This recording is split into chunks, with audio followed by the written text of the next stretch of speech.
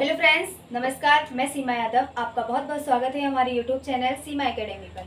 Good morning आप सभी लोगों को, गुड आफ्टरनून। आज का जो हमारा टॉपिक है वो टॉपिक है self advocation, self advocacy, community, civil rights. ठीक है, ये जो टॉपिक है हमारा, ये यूनिट है 3 और ये इसका पॉइंट चल रहा है 3.5। इसमें जो पेपर है हमारा, ये पेपर है करिकुलम डेवलपमेंट का और पेपर है हमारा पेपर 5। तो हम देख लेते हैं सबसे पहले स्वयं वकालत, इसे बोलते हैं इंग्लिश में सेल्फ एडवोकेसी। ठीक है, तो देख लेते हैं स्वयं वकालत क्या है, इसे हिंदी में क्या बोलते हैं, स्वयं वकालत। स्वयं वकालत, अभी एक हाल ही में जल्दी क्वेश्चन आया था, डीएड में पूछा गया था कि स्वयं वकालत की परिभाषा दीजिए। तो देखती है, इसमें यह समर्थन शामिल है, इसमें यह समर्थन शामिल है, इसमें यह समर्थन शामिल है कि वांछित लक्ष्य, कौन से लक्ष्य, वांछित लक्ष्य पर बातचीत करने के लिए दूसरों से कैसे संपर्क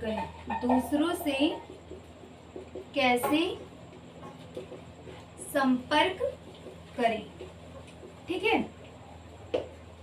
और समक्ष विश्वास का निर्माण कैसे करें, समक्ष विश्वास का निर्माण कैसे करें। ठीक है, तो इसमें बताएंगे स्वयं वकालत क्या कहेंगे, तो आप बताएंगे स्वयं वकालत एक ऐसी प्रक्रिया है जिसमें उन क्रियाओं को शामिल किया जाता है जिसमें वांछित लक्ष्य पर बातचीत करने के लिए, यानी वांछित लक्ष्य पर वार्तालाप करने के लिए कैसे संपर्क करें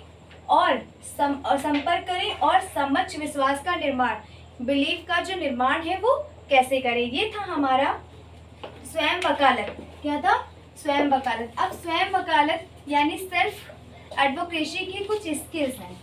ठीक है, इसकी कौन कौन सी है स्किल्स देख लेते हैं। मेन तो स्किल्स इसकी 3 हैं, लेकिन देख लेते हैं कौन कौन सी हैं।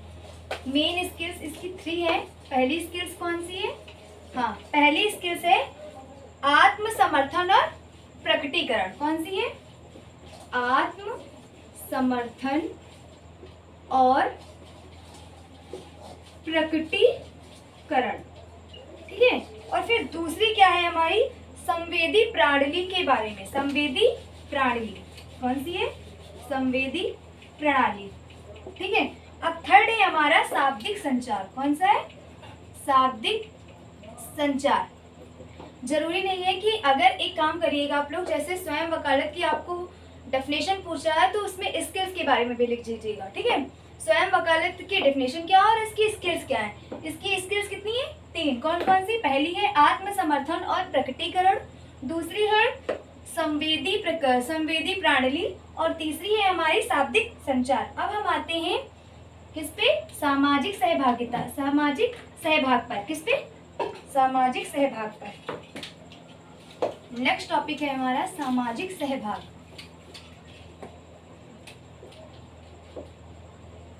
सामाजिक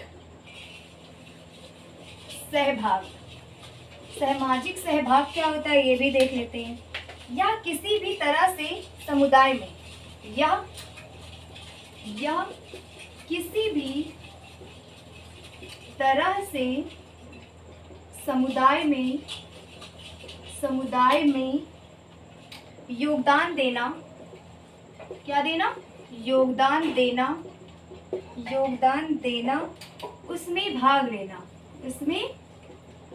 लेना, योगदान देना और उसमें भाग लेना किसी भी व्यक्ति के लिए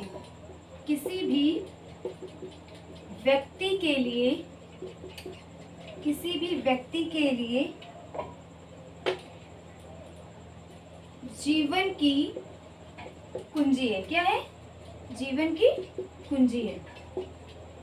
एएसडी वाले बच्चे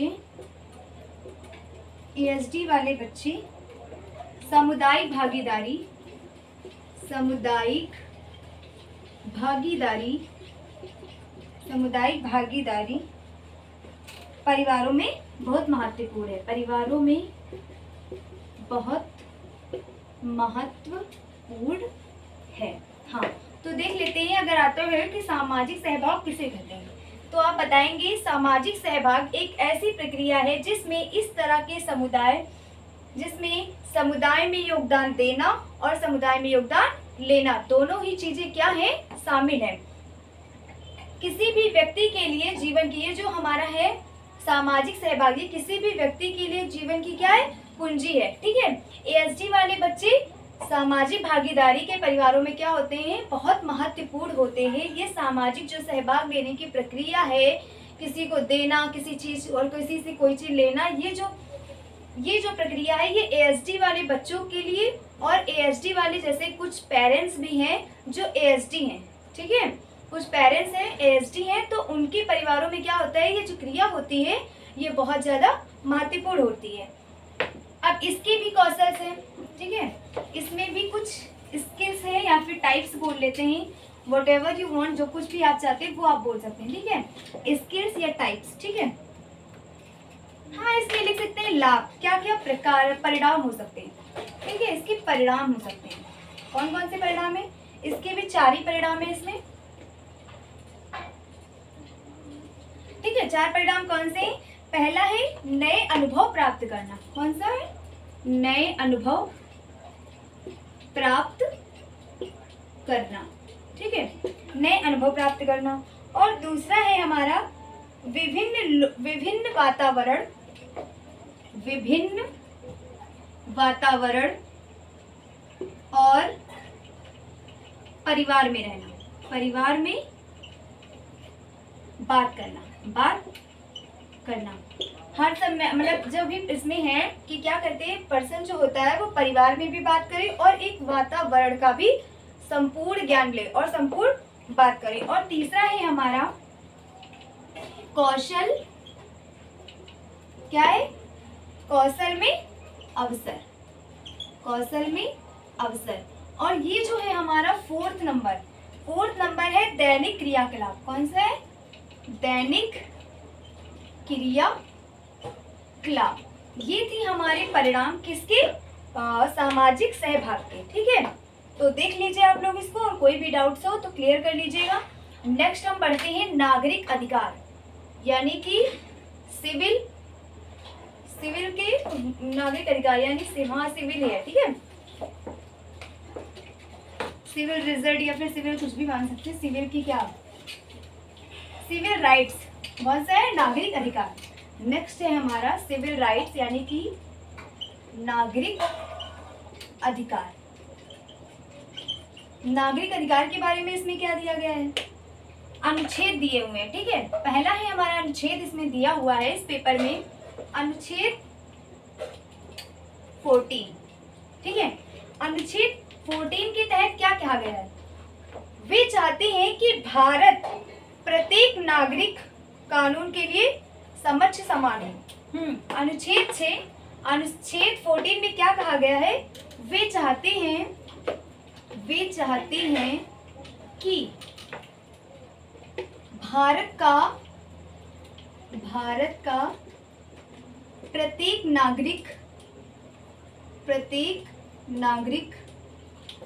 का प्रत्येक नागरिक कानून समक्ष समान है। हाँ, तो इसमें क्यों कहा गया है, अनुच्छेद 14 में कहा गया है कि भारत का प्रत्येक नागरिक कानून का समक्ष समान हो, मतलब जो कानून है वो सभी के लिए क्या होनी चाहिए, बराबर होनी चाहिए, किसी के लिए ज्यादा या फिर किसी के लिए कम नहीं होना चाहिए। ऐसा इन्होंने कहा है किसमें, अनुच्छेद 14 में। नेक्स्ट देख लेते हैं अनुच्छेद 15। कौन सा है? अनुच्छेद 15। अनुच्छेद 15 में इसमें कहा गया है, अनुच्छेद 15 के 1 में भारतीयों के साथ भेदभाव नहीं करना है। भारतीयों के साथ क्या नहीं करना है, भारतीयों के साथ भेदभाव नहीं करना है, नहीं करना है। अब भेदभाव ऐसा तो है नहीं कि भेदभाव घर ही में कुछ लोग, मैं इसमें बताया गया है सिविल राइट्स 15(1) में बताया गया है कि भारत में भारतीयों के साथ, यानी भारत में ही नहीं, भारत में किसी भी पर्सन के साथ, चाहे वो मुस्लिम हो, हिंदू हो, सिख हो, ईसाई हो, कोई भी पर्सन हो, उसके साथ हमें जाति का कोई भेदभाव नहीं करना है, क्योंकि वो भी इंसान है और हम लोग भी इंसान है। और इसमें जो डिवाइड, जातियों में जो डिवाइड किया गया है वो हम लोगों ने ही किया है, ठीक है। किसी को हिंदू, किसी को मुस्लिम, किसी को ईसाई और किसी को सिख जो माना है वो हम ही लोगों ने माना है। तो इसमें ये हमें नहीं करना है। इसमें इस अनुच्छेद में ये बताया गया है कि भारतीयों का किसी के साथ हमें जाति यानी किसी के साथ हमें भेदभाव नहीं करना है। नेक्स्ट है हमारा अनुच्छेद 15(2), ठीक है। कौन सा है? अनुच्छेद 15(2), अनुच्छेद 15(2). अनुच्छेद 15 में क्या कहा गया है? विकलांग लोगों में भेदभाव नहीं किया जा सकता। विकलांग लोगों में भेदभाव नहीं किया जा सकता, नहीं किया जा सकता है। हाँ, तो इसमें किसमें बताया था? सिविल राइट्स 15(2) में क्या बताया था कि विकलांग लोगों के साथ क्या हमें भेदभाव नहीं करना है। अब इसी का एक एग्जांपल दे देते हैं गांव के में, यानी विलेज से थोड़ा रिलेटेड है एग्जांपल, ध्यान से सुनिएगा तभी समझ में आएगा। गांव में क्या होता है कि जो विकलांग लोग हैं उनको घर में आने नहीं दिया जाता है। क्यों नहीं आने दिया जाता है? कहते हैं कि इनको पुराने जमाने का फल मिल रहा है या फिर क्या मिल रहा है, फलाना धमाका क्या क्या बोलते रहते हैं, इनके कर्म खराब है और इनके पता नहीं क्या क्या बोलते रहते हैं। तो ऐसा उनके साथ भेदभाव नहीं करना है, क्योंकि जो विकलांग लोग हैं ना, आज की जनरेशन में उन लोगों ने ही कितना सारा टॉप किया है।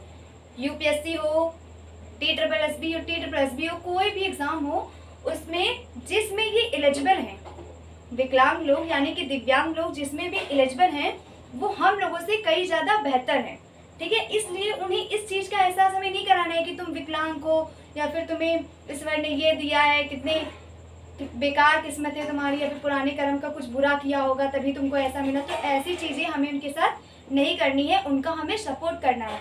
आज की जनरेशन में जब हम उनका सपोर्ट करेंगे तभी हम लोगों का भी कोई सपोर्ट करेगा, क्योंकि हम लोग भी बिना सपोर्ट के कुछ नहीं कर सकते। चाहे वो टीचर्स का सपोर्ट हमें चाहिए या पेरेंट्स का सपोर्ट हमें चाहिए, किसी ना किसी पर्सन का सपोर्ट हमें चाहिए। आप अकेले तो कुछ नहीं कर सकते हैं ना। जैसे हम ही हैं, आप जब तक हमारे पेरेंट्स मुझे पढ़ाएंगे नहीं तो मैं भी नहीं पढ़ सकती हूँ। अपना ये खर्चा चला के यानी ट्यूशन पढ़ा के या फिर कहीं कॉलेज में पढ़ा के पढ़ाई तो नहीं कर सकती ना इतनी महंगी।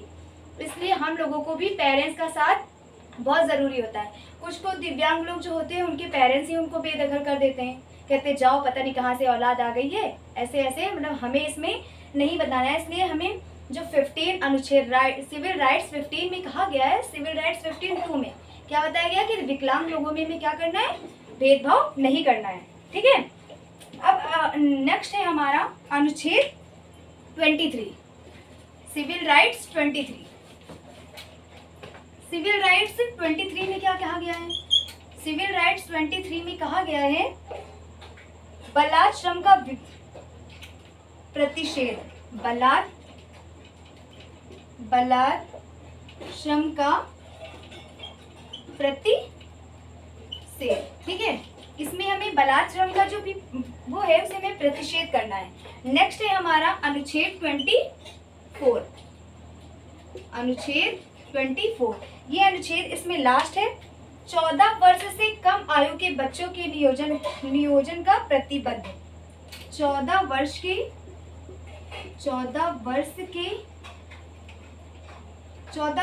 से कम बच्चों पर नियोजन का प्रतिषेध। हाँ, अगर बच्चा आपका 14 साल से कम है, 13 साल का है, 12 साल का, 11 साल का है या फिर 10 साल का है, उस पर हमें क्या करना है? बच्चों पर नियोजन का जो प्रतिबंध है का प्रतिबंध हटाना है, ठीक है, जो 14 साल से कम है। बाकी 14 से ऊपर तो आप बच्चा समझदार ही हो जाता है। अब इसमें कुछ है हमारी सुविधाएं, 4 सुविधाएं हैं, ठीक है। ये देख लेते हैं, ये हमारा लास्ट पॉइंट चल रहा है। कौन सा है हमारा? सुविधाएं। इसमें कौन कौन सी सुविधाएं हो सकती हैं। ठीक है, सुविधाएं हैं हमारी 4। कौन कौन सी हैं? पहली है अलग कार, अलग कार, अलग कारा। और दूसरी है हमारी स्वास्थ्य बीमा। कौन सी है? स्वास्थ्य बीमा। और थर्ड है हमारी आवास। और लास्ट और चौथी है हमारी, ये first, second and third, last है हमारी स्कूली शिक्षा। कौन सी है? स्कूली शिक्षा। ठीक है, तो सुविधाएं में क्या थी, इसमें देख लेते हैं सुविधाएं कौन कौन सी हैं। अलग कारा यानी अलग रहने के लिए सुविधा प्रदान करना, और दूसरी है स्वास्थ्य बीमा, तीसरी है आवास, और लास्ट है और चौथी है हमारी स्कूली शिक्षा। ठीक है, ये 4 प्रकार की सुविधाएं हैं जो एसएलडी और ऑटिज्म सभी बच्चों के लिए या फिर नॉर्मल बच्चों के लिए भी दी गई हैं। तो फ्रेंड्स, आज के टॉपिक में बस इतना ही। जुड़े रहिए सीमा एकेडमी के साथ। वीडियो को लाइक कीजिए, शेयर कीजिए और चैनल को सब्सक्राइब करिए। कोई भी डाउट्स हो तो टेलीग्राम या फिर कमेंट बॉक्स पर हमसे ज़रूर पूछिए। अब ये हमारा जो पेपर था करिकुलम डेवलपमेंट, ये फाइनली कंप्लीट हो चुका है। तो अब हम बढ़ेंगे इसमें इम्पोर्टेंट जो क्वेश्चन है, एग्जाम में कैसे क्वेश्चन आते हैं या फिर किस तरीके से क्वेश्चन पूछे जाते हैं, वो हम आपको बताएंगे। तब तक के लिए जुड़े रहिए सीमा एकेडमी के साथ। धन्यवाद।